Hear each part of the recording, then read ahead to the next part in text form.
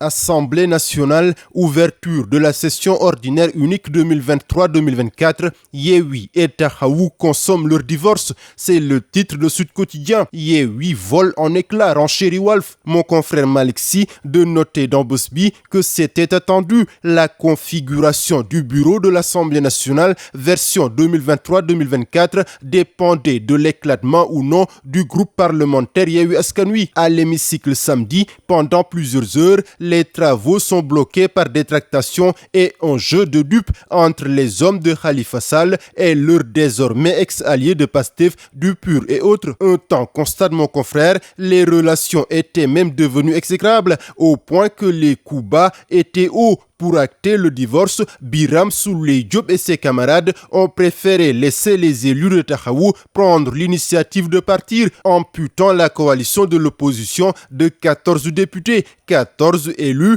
qui deviennent des non-inscrits, rejoignant Pape Djibril Fall et Thierno Alassane Sall. Et dans ce jeu, c'est la majorité qui en a plus que souri, avec un poste gagné à chaque élection. Avec le départ de Taxawu, précise enquête, Yewwi a perdu 4 postes clés du bureau de l'Assemblée nationale. Benno exploite la brèche et s'octroie 3 postes supplémentaires. Ajoute Sud, Vox Populi voit une vengeance qui fait mal pour Taxawu et Yewwi, avec un basculement des rapports de force, et c'est la coalition Benno Bokk Yakaar qui profite de ce règlement de compte. Dans le journal, Abba Mbaye de Taxawu Sénégal parle de méchanceté, d'idiotie sans nom qui font perdre à Yewwi toute son influence dans l'Assemblée. Ils apprendront que la politique n'est pas une affaire de cœur, mais plutôt une affaire d'intelligence, soutient le khalifiste. Nous sommes restés dignes lorsque nous avons été lésés de la ville de Dakar, rétorque Birame Souleye Diop, qui savoure le coup.